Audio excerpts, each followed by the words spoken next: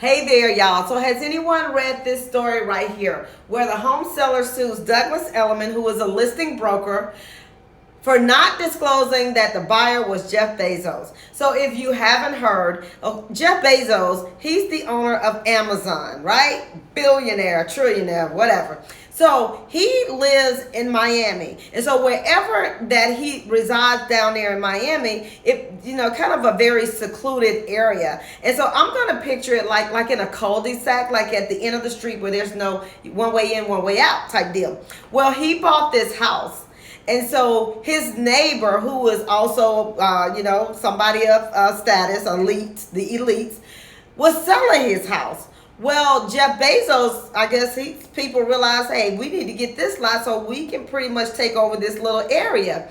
And so the seller, I'm just going to say for sake of numbers, because I can't quite remember what the numbers were, say that seller listed, they had Douglas Elliman Real Estate Company to list their house for sale next to Jeff Bezos, right? And just say they listed it for $10 million. Well, when Jeff Bezos saw it, it's just like, hey, we need to get this, we need to buy it. Now, I'll say this, and this is where we're going to see a lot of this happening. They went straight to the seller's agent.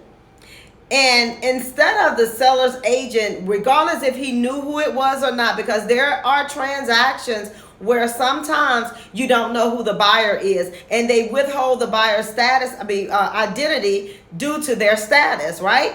And so because it wasn't Jeff Bezos going over there saying, hey, I want to buy it. It was his representative, right? The dude got money. He's got folks standing in the gap for him. So they went straight to the seller's agent and said, hey, we want to buy this property. But just say it was listed at $10 million, but we want it for $5 million, right?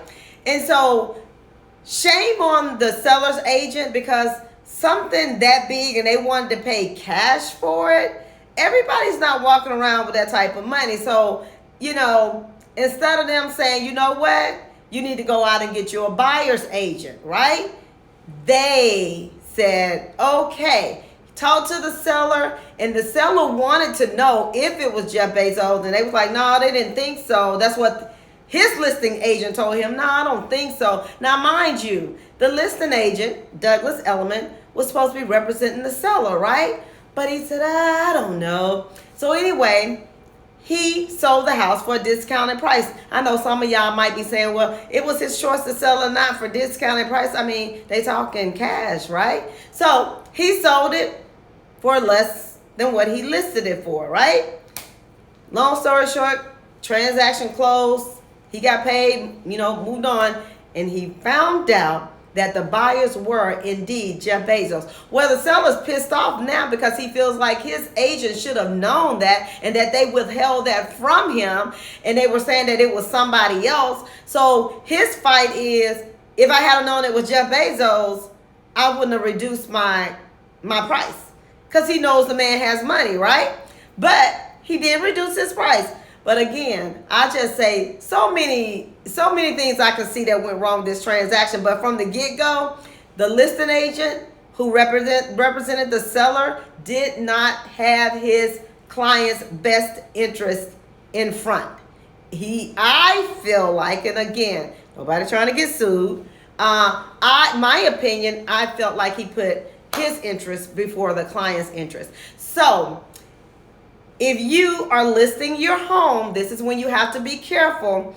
If someone comes unrepresented, even if you're selling your house at $100,000, $200,000, tell them to go get another agent. Tell them to go find an agent that can come and work with them. Don't try to, say, oh, we'll save money and we'll work things out, because it could have you in court, like this situation. And I don't know if this guy, the owner that sold the house for a discounted price, he wants to recoup that difference, because he knows Jeff Bezos has the money, but he just felt like he was taken advantage of. So I like stories like this because I always try to see the scenarios, because this will become one of those case studies in real estate pre-license that they'll talk about, because something like this needs to be talked about. Yeah, this was pretty interesting. All right, y'all. I hope y'all enjoyed that.